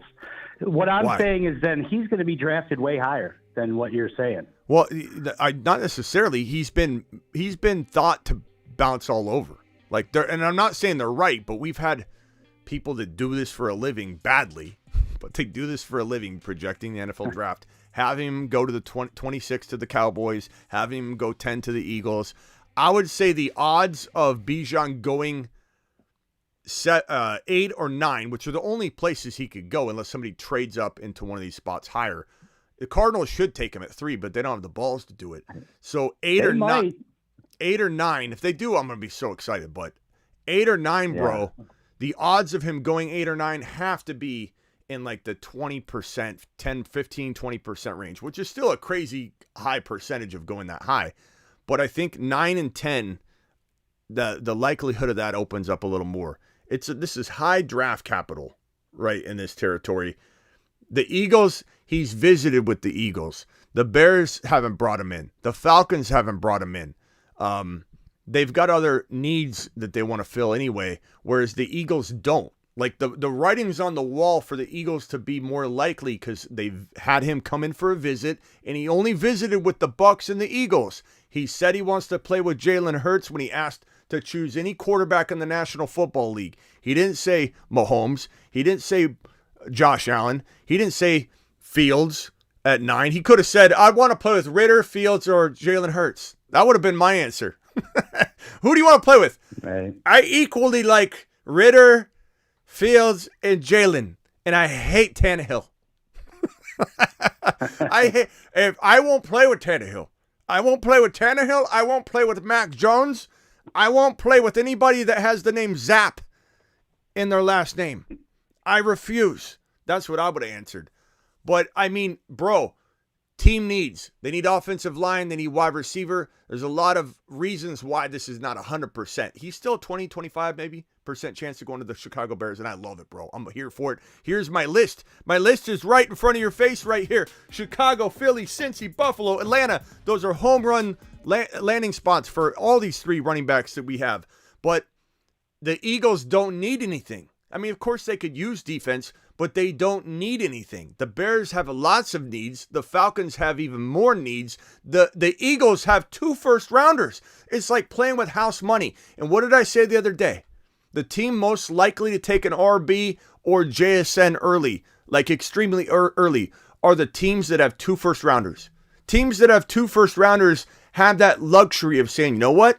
We can kind of play with the house's money here. We can go get an RB when other people wouldn't. So the Detroit Lions and the Eagles and the Seahawks, and that's why they have this ability, the Seahawks, to go get Anthony Richardson. Same concept. Seahawks got the 20 pick and the 5 pick. Who's most likely to take Anthony Richardson when they don't quite need him? Seahawks. Who's most likely to take a wide receiver like JSN or they go tight end? Lions. Who's most likely to go RB? Eagles. I just don't see it happening. Why? Tell me why. Tell me why. Because he's so great. Like you're just saying, he's not going to last for the Eagles. But that's why. You're in the minority in saying he's not going to, like, for sure not. There's a majority of people that say running backs don't go in the top 10. Most people, they do. Most people. Saquon Barkley just did. Not too long back. Bro, in today's NFL, people don't think like that. Bijan's the only outlier, and you're still going to fight enough teams that are going to feel that way. I agree that he should be number 1 overall, but these teams are not going to take him that high. Like the Eagles, quarterbacks always are going to go number 1. The Eagles are going. I know that you're not hearing the point. What I'm saying is that he deserves to be number 1. He won't be number 1. But for you to say, I'm just saying he'll go before 15. Well, the Eagles have 10. Or 10. Oh, they do. Yeah, I guess that is closer. I still think if he's as good as you say he is, then he'll be gone. Oh, Bijan. And it's not just Bijan. You're in Bijan. You're in here arguing with me. You don't even. It's on screen. You don't even know where the Eagles are picking. How are we having a debate when you think the Eagles are drafted at 15, Bijan? How are we having this debate right now? I just think I guess 10. I guess does make sense then, but I still think he'll go between 5 and 10. Agreed. Maybe 3. I mean, he should go between 6 and 10. He won't go 5. Don't say that. Don't put that out into the ether, bro. We need Kenneth Walker not to have Bijan Robinson landed on the roster. But, yeah, he's going in this territory, not going to the Raiders, probably not going to the Lions. They're going to take a corner, I think. And it's the Falcons, Bears, and Eagles, and Titans. That's the territory it's where your team. Cardinals aren't doing it at 3. They can not have Kyler Murray, and they could have Bijan come in and almost keep the team afloat for 1 year, get Murray back, and they'd be ready to roll. I hope you're right, Bijan. I hope you're right. You just learned how to say Bijan's name like this. I'm finally starting to dive into the rookies and stuff. But I know. I'm just saying. Like I get what you're saying, but 10 is awfully high. We're hoping he goes as high as 8, 9, 10. Like we're hoping he doesn't get skipped by these 3 teams because the Eagles could just as easily say we like Charbonnet and Gibbs so much at 30, which I do too, that we're going to go ahead and go defensive monster at 10 to replace some of the departures. And we're going to beef up at D. And we're going to come in and strong and take Jahmyr Gibbs or Charbonnet. And we're going to explode. And I love that too. Or, bro, there's still potential to bring in Derrick Henry for a 2nd rounder. Bring in Austin Eckler for a 2nd rounder. Bring in Dalvin Cook for a 3rd rounder. Those opportunities are still present. And there is rhyme and reason to say, give us 2 absolute monsters that are not running back. trade for Derrick Henry using a second-round pick and being maybe, just maybe, even better. Maybe just because of the way that will all unfold across the board on the offense. But if it's me, I'm drafting Bijan. If it's me, I'm protecting my capital that I just dropped on Jalen Hurts. And Jalen Hurts is smart enough and outspoken enough and respected enough that if that's what he wants, it's going to be factored in. And it seems like Bijan and Hurts have a good rapport. Bijan wants to play with them. That's just talk. Bro, Bijan, you didn't even know how to say Bijan's name a week ago. I didn't, but I have learned about him now. But so in a week you know that it's not going to happen? Come on, bro. No, I think there's a realistic. I think if he's as good as you say he is, and you're saying he's better than Barkley was, then I don't think he'll last till 10. Well, bro, this is the NFL draft. You're talking about GMs and old men in suits making decisions based on history and coveting draft picks and not making good decisions and forgetting that Treadwell was thought to be by an organization to be amazing. The fact that the Eagles, the same team that we're loving right now and talking up, drafted Rager over JJ. Let's not pretend mistakes don't happen on draft day, Biaggia. You know what I'm saying? Yeah, I'm still talking about running back here. Right. And it's like a generational talent. Yeah, but you have to talk a few handful of GMs into thinking outside of the box of which is now running backs don't go early. Biaggia, you're lucky if one running back goes at 27, 28, 29, 30, or 31. You're in a normal draft setting, take Bijan out. You would be lucky if one running back went by number 27 overall. This is a different. Yeah, but you said the tier, right? He's so right, much but you different, still are so going to better. fight. Not every owner is going to see the light, bro. So you're still hoping to God that one of these top 10 teams has the foresight and the balls to be like, screw the what the norm is, which is the pressure is high. The pressure is really high for teams to continue this we don't pay running backs mentality. Just rotate them in. There's a lot of dumb coaches out there, bro. There's a lot of dumb GMs and a lot of dumb scouts and a lot of people that don't see things correctly. You know, that's why we scratch our heads. There's Rager getting drafted over JJ was just laughable. You remember the video clip of the Vikings sitting there in the war room and they're like, he's gonna go. And then they announced Rager was the pick right before them. They go, they took Rager, he's there. And they all stood up. They were so pumped, and for good reason. They all stood up and clapped because they couldn't believe this organization took Jalen Rager over JJ, and the Vikings were just, oh my God. It was the funniest thing in the world. Hold on 1 second, Matt Biaggia. You can stay on hold there. We got Adam, Scuba, Steve, Biaggia. Jared, not fantasy football fan, is on the line. Jared, not fantasy football fan. You are only a Washington President, football team, Commanders, whatever your team is named these days. You are a Washington fan only. You're not a fantasy fan. What kind of bias angle are you going to bring to the table today? Nothing. I was Good told talk. to call in. I was told to call in. Go Commanders. We're taking Michael Meyer at 16. And we're winning the Super Bowl. Bro, first of all, I appreciate you, and we love having you here. I like Sam a lot. I think you got a real potential, Sam Howell. You got a real potential sleeping giant rags to riches quarterback, but he ain't winning the Super Bowl. Let's just put it that way. But you've got some upside there. You need Lamar Jackson, Jared. You need Lamar Jackson, and you need him now. Your new ownership, led by Magic Johnson and the boys, they need to come in May when the owners meeting approves the new owners, and Magic and the boys are approved, because this is not going to happen before the draft. After the draft, if Lamar is still there, and he probably won't be, and who knows when this meeting's going to happen, But you go get Lamar Jackson. Now we can talk. So you need that to happen. Other than that, bro, I don't know. You'll have another name change before you'll have another name change before you have a Super Bowl. That's for sure. It'll be the Washington washer and dryers.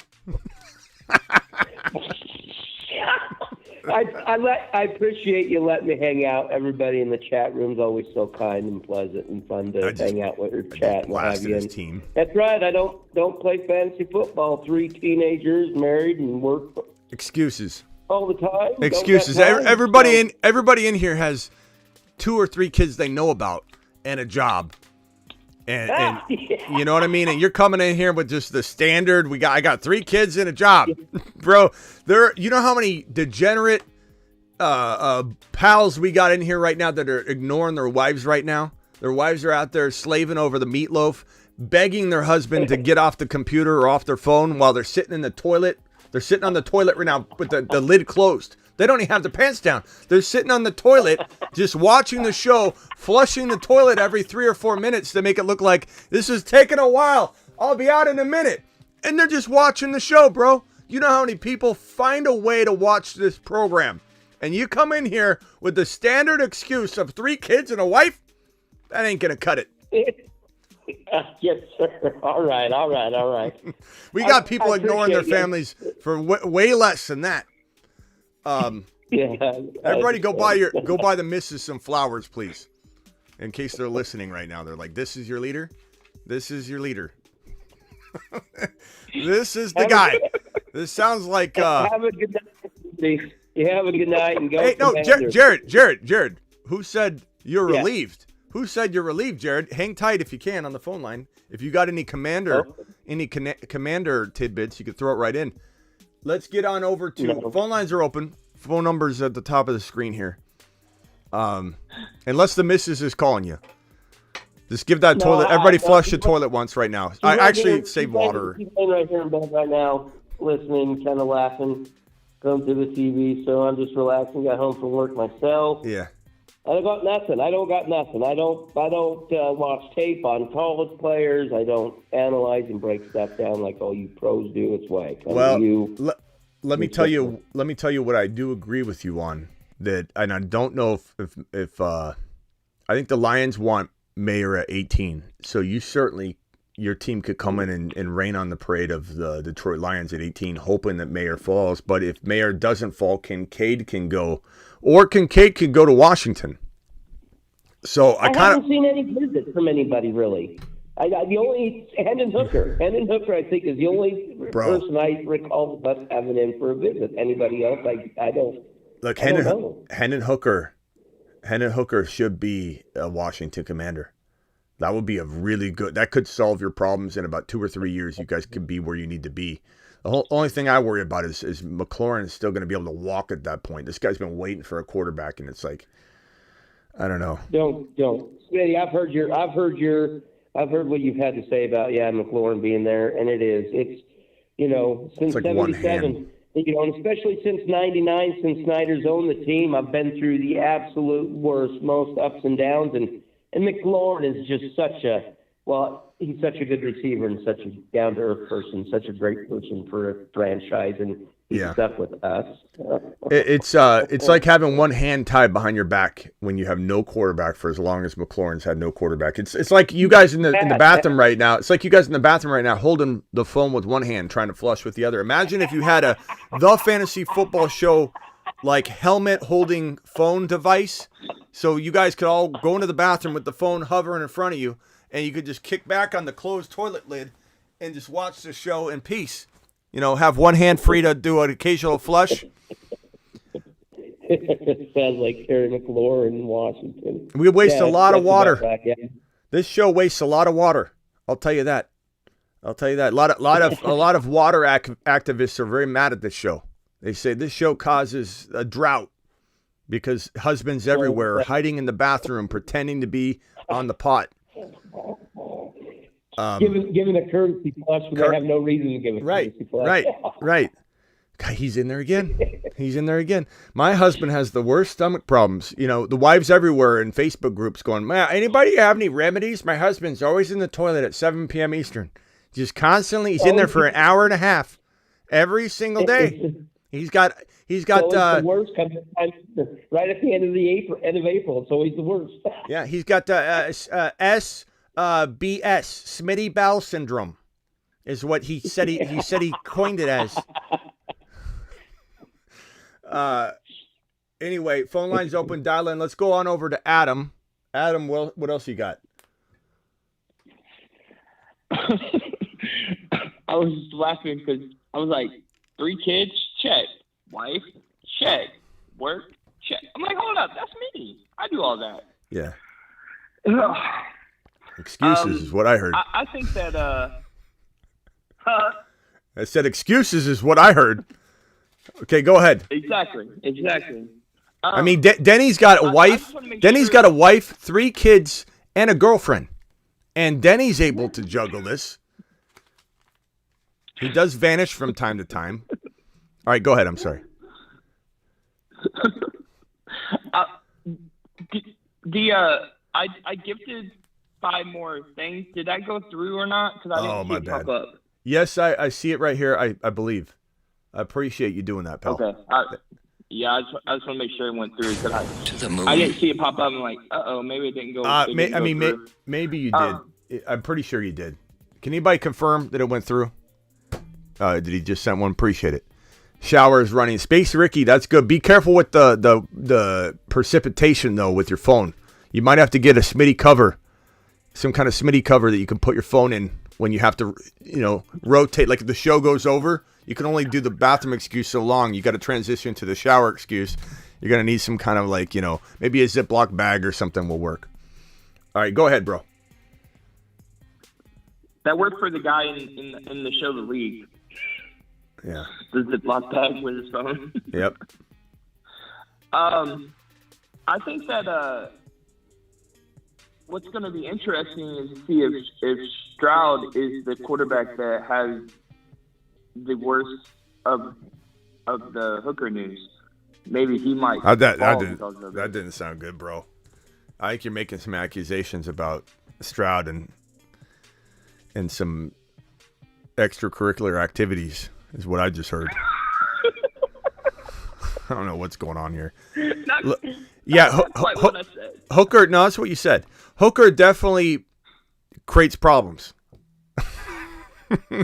Hooker definitely it definitely injects some problems into the situation, and there's a lot of movement, now when the Hooker's involved in this situation. Hendon Hooker is going to be a disruptor. This is all coming out either perfectly or wrong. But Hendon Hooker is going, in my opinion, I've got the prediction on the screen here. Hendon, we'll start calling him Hendon. Hendon is going, where's my prediction? Hendon Hooker going by 1.6 in the NFL draft. Smack in the middle. And Washington's perfect for him. That's why I mentioned that to Jared. I said Washington. That's why my cutoff is 16. Because he'd be perfect there. Pittsburgh's not going to draft him. Detroit could. Because, that would be a good move where you're like, hey, Goff, it's Hendon Hooker, bro. He has ACL tear.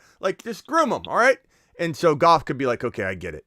Tampa Bay would certainly be a good option. 20. If Seattle doesn't want to piss off Geno all that much, and let's say Hendon Hooker did fall to 20, that would be an amazing grab as well. The Miami Dolphins shouldn't have been messing around the previous offseason because their 21 pick, which they don't have anymore, they lost it.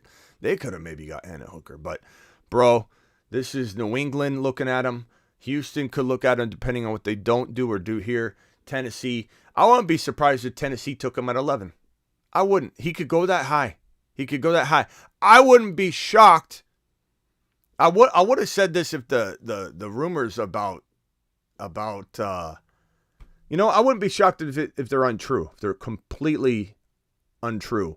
That Levis, it wouldn't shock me if Hendon Hooker went above Levis, but now you got Levis going to 2 in a lot of people's minds. So it's like, I don't know how to attack that. Personally, I would probably rather have Hooker than Levis.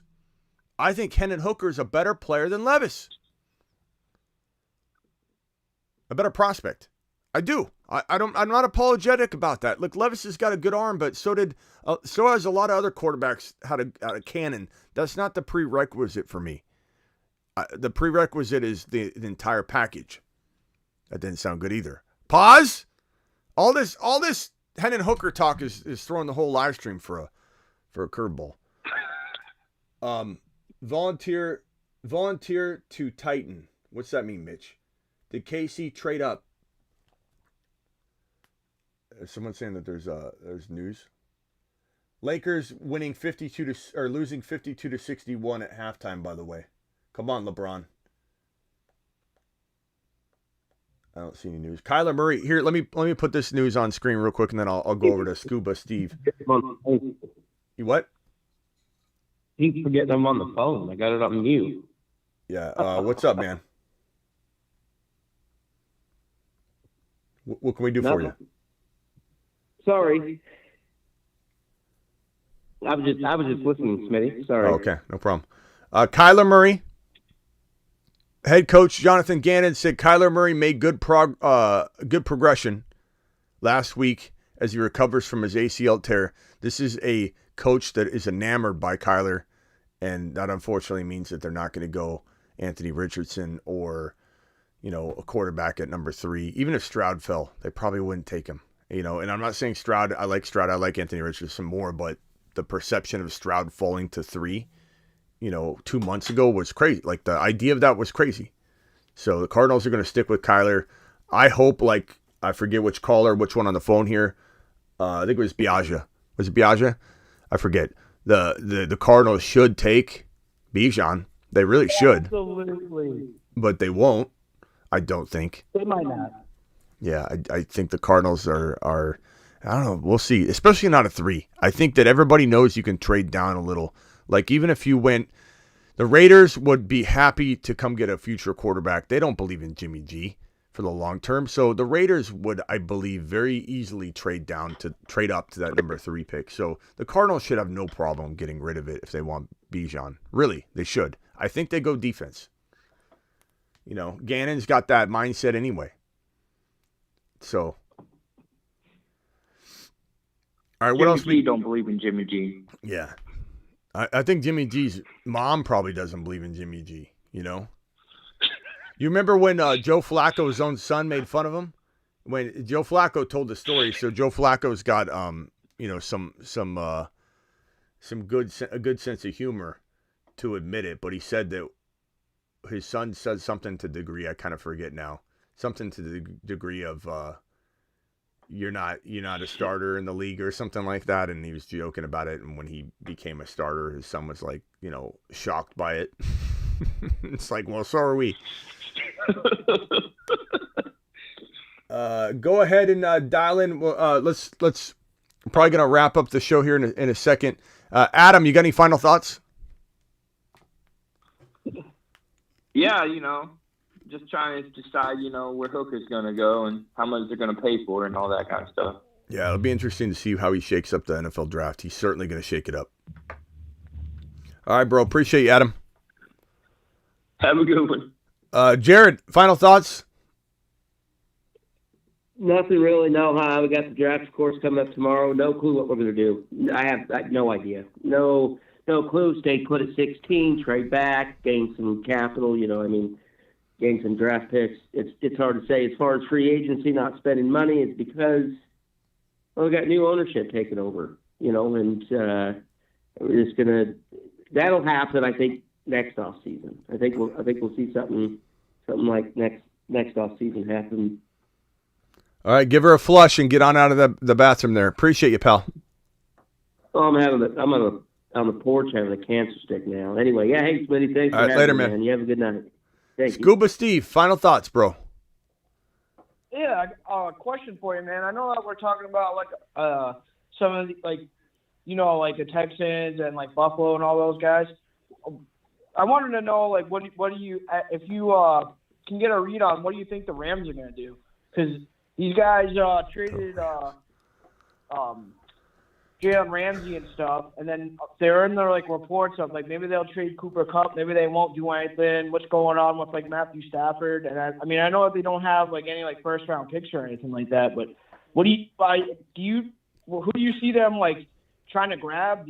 Like, have you did like any research on like what you think they're gonna do? Because I don't even know if they're trying to rebuild or if they're trying to still compete. I just wanted to get your thoughts on that. I think they're trying to compete, but I think they probably down deep know it's going to be hard, so they're trying to do like a 1 foot in the door, 1 foot out. They're not wanting to trade Cooper Kupp, suggesting that they do want to compete. And, you know, they're not that far removed from glory. And, yeah, they've taken some hits and some lumps, but, I mean, like, I'm sure they believe, at least they believe, that they can do it, one more time or give it a good try. So I think that's what their objective is. But, like, should they rebuild? Sure. Are they like the Cardinals? Do they need to get rid of Hopkins? The Cardinals? Yeah, they kind of do. I think if the Cardinals drafted Bijan, though, I feel like I could salvage this season and wait for Kyler. But, for me, I would get bold and crazy, Like, every team in the National Football League that needs a quarterback should be going after Lamar. Every team in the National Football League that needs a running back should be going after Eckler, Henry, Dalvin Cook. And that's that. I mean, it's crazy to me that the Buffalo Bills, the Bengals, the Eagles, these teams haven't, and we'll find out because maybe the Eagles want to draft Bijan. That's why they haven't gone after Henry. But if they exit the NFL draft, they focus on defense here, they get defense here. They exit the NFL draft without a big running back that they've drafted. They need to go after Derrick Henry, and maybe they do. The thing is, I believe Henry gets traded by the end of tomorrow. Like, I think there's a real good shot at it because teams want that draft capital now. So we'll see that second round pick. Or I guess he could go on day 2, for that second round pick. But I do think Derrick Henry could get traded. Could be a day 2 on the clock trade. That'd be pretty interesting if it was. I kind of want to see if like somebody's going to pull like an Eli Manning and request like a trade after they get drafted. I mean, we've never seen that before. I don't think we'll ever see that again. But it would be pretty interesting if like one of these guys just decided they want to get traded. All right, bro. Appreciate you. Call in later. I'll probably be live doing a late night, final, prediction show, whatever. All right, later, Steve. All right, man. See you. Bijan, final thoughts. Any possibilities of any other teams moving up to draft Bijan? Bijani? I think call Saul. Where you been, by the way? He said I literally left the house to watch in my car for real. That's hilarious. There's so many dudes that watch in the bathroom, watch in the car. It's hilarious. It's not even a joke. I think no real possibility of any teams trading up to just say, I mean, we just need a running back. There's the Ravens rumor, but that's all speculative. It has nothing to do with the Ravens saying it. It's just an ESPN reporter saying it. I could see this happening.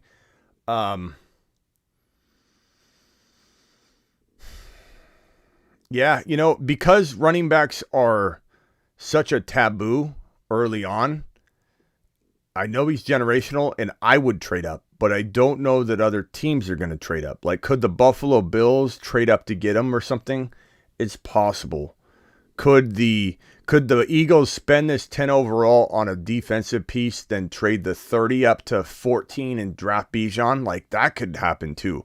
It would be crazy if the Eagles are a team that has 2 first-round picks, gets Bijan with the trade-up of the second pick. Like, that would be crazy. Tampa could trade up and get him. He visited Tampa. They want him, supposedly. I don't necessarily want that for Bijan or Rachaad White, obviously. No, I don't. I think he goes 8, 9, 10, or 11, and I hate the 11 pick. I do not want him going 11. Gotcha. All right, bro. All right, peace out, Smitty. Yeah, call back tonight. So my predictions are on screen here. Hopkins or Derrick Henry to Buffalo. Chicago, Philly, Cincinnati, Buffalo, Atlanta. Hopefully 2 of these RBs. We would love 3, but we're not greedy. 2 of these RBs going to one of these locations each. Mayer going to the Lions or Kincaid. Flowers going to the Chargers. Let me put the Charger logo on screen here so that that is matching up real quickly. Let me go ahead and save this and put a Charger logo right next to that, man. I think the Chargers would be a phenomenal fit. Some of these are my pipe dream prediction, not necessarily what I think ultimately will happen, although I think a lot of these make a lot of sense. So I think that hopefully it's a combination of both. They're very likely and they're logical. So Flowers going to the Chargers. I think that's a really, really good move. Mayer or Kincaid going to the Lions. Bryce Young going number 1 overall to the Panthers. I do wish he'd go to Houston, though. Bijan to the Eagles. Hopkins or Henry to Buffalo. Hendon Hooker goes by 1.6 in the NFL draft. I could see him going 18 to the Detroit Lions as well. But I think he goes by pick 16. I think he might go even earlier than that. AZ for Bijan, running game. Wait for Kyler Murray, Space Ricky. Man, I can't wait until tomorrow. I'll be live the entire draft, ladies and gentlemen. I'm also live whenever news breaks. I'm live Monday through Friday at 7 p.m. Eastern. I'm live whenever news breaks. Live drafts are Thursday, Friday, Saturday at midnight Eastern. We are now moving Tuesday night to the Panic Chamber weekly. So the draft days are Thursday, Friday, Saturday. Because we're potentially moving Tuesday from a draft night to the Panic Chamber, I know it's going to make some people go, we are drafting. We're going to hardcore draft Thursday, Friday, Saturday. We're going to more than make up for it. But I want to condense the drafts into that time frame there. So midnight Eastern, Thursday, Friday, Saturday. Call it a 3-day draft marathon every week. 3-day draft marathon at midnight Eastern every single week. Panic Chamber every Tuesday night going forward, late night. Daily uploads. This is what your boy's been up to and will continue to be doing so all off season long. For those wondering about the in season, just give you a little glimpse at that. Monday through Friday, 7 p.m. Eastern, live whenever news breaks. Start sit shows are Thursday, Friday, Saturday. Some of you are on the can right now, so that makes sense. But start sit shows are Thursday, Friday, Saturday. They take over the draft night shows essentially. Sunday night is waiver. Monday is buy low, sell high. Tuesday's Panic Chamber still, and other random shows throughout the entire week. That is the in-season schedule, if you will. That's that. I'll see you all later tonight. Appreciate you being here. Hit that thumb up button on your way out the door. We got 84. Can we get to 100 real quick before we close this show out? We have 117 people in here and only 84 thumbs up. Can we just get 15 of you that have yet to pull your weight in the live stream just to punch that thumb up button real quick and get us over the 100 mark as we exit the show, please? What else do I got for you? I think that should do it. Also, get on over to Underdog Fantasy using promo code Smitty for when we do our live drafts. You'll want to be ready to go on that. So let me drop that link in the live chat. If you guys want to draft, you have to be signed up and ready to go, or you're going to miss out. That link has just been dropped in the live chat. Please sign up using code Smitty, or just use this link and be ready for the live drafts at midnight. Okay? Okay. On that note, I'll see you all later tonight. Hi, my name is Bijan Robinson. I like long walks on the beach. And, well, I also like scoring.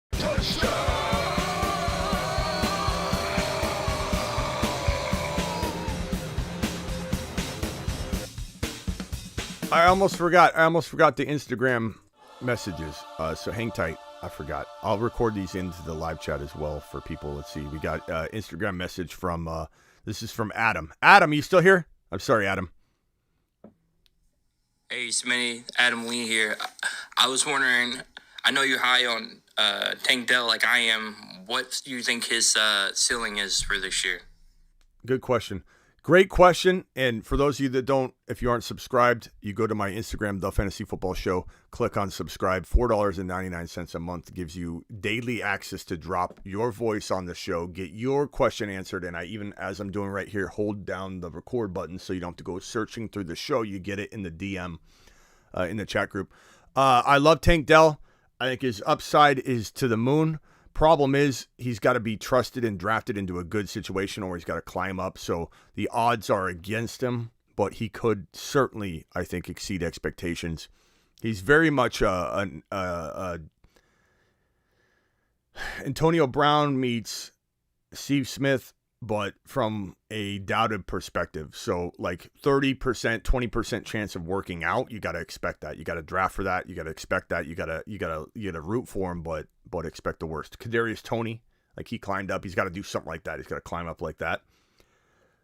I would say at the end of the day, bro, give me him at the end of a draft. You don't have to spend any higher than the end of the draft type of draft capital on him. Nobody knows about him. Tank Dell, they don't even know how to search for him. His name's Nathaniel Dell. And they'll search for Tank and they won't find him. No one's going to draft him. He could be your last pick in a dynasty draft sometimes. People are just not into Tank Dell. But grab him, hold him, hope he does well. And Dynasty, you'll probably take him higher than that. But in redraft, he goes undrafted.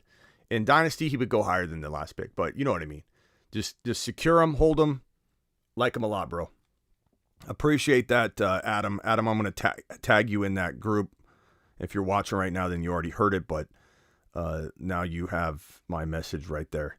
All right, guys. Anybody else in the voicemail group, leave me a message and I'll maybe respond to them tonight. Appreciate you all. Adam, later, pal. Later, everybody.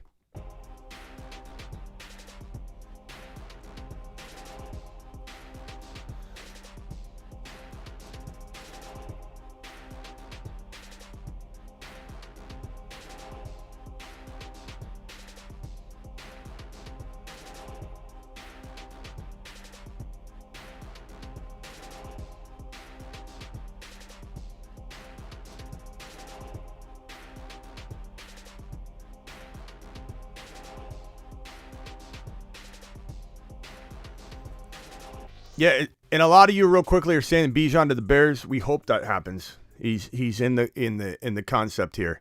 It's Atlanta Falcons 8, Bears 9, Eagles 10. A lot of rumors. Don't believe everything you hear, but a lot of rumors are circulating about Bijan to the Bears.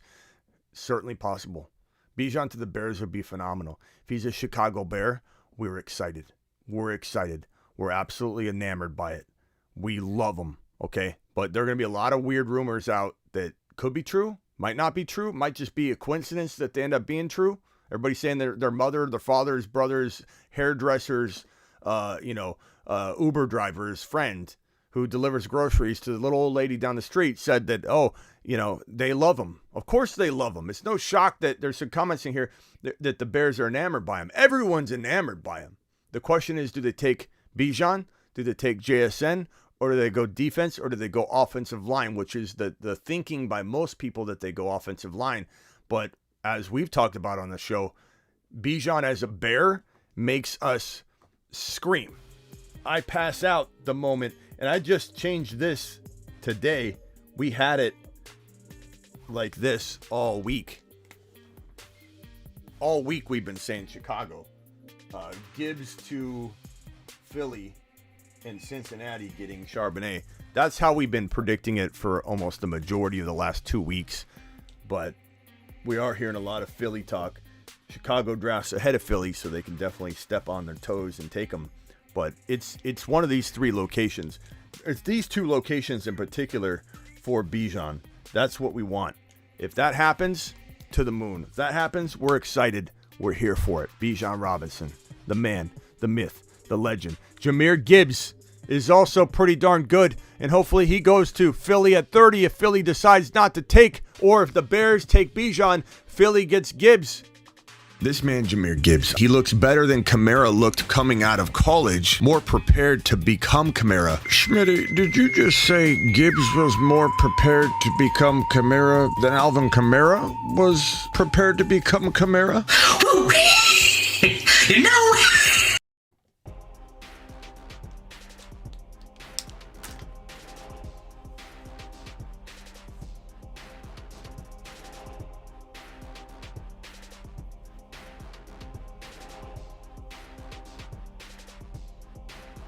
Appreciate Ron Navy. He dropped a super chat. Ron, are you still here? Ron Navy. Let me see if I can add him. I don't see him in the chat. Ron Navy. Ron Navy, thank you for the super chat on the way out the door last time. The man, the myth, the legend. Ron Navy. Drop some Ron Navy emojis for me. Everybody drop some Ron Navy emojis, please. Please.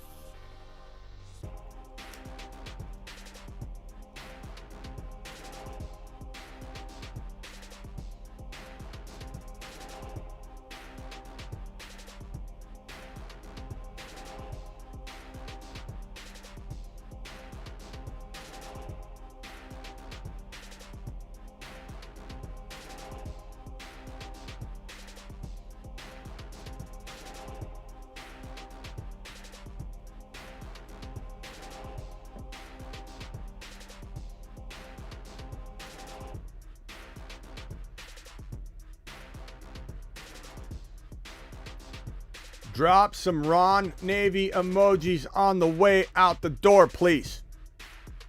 We'll see you all tonight.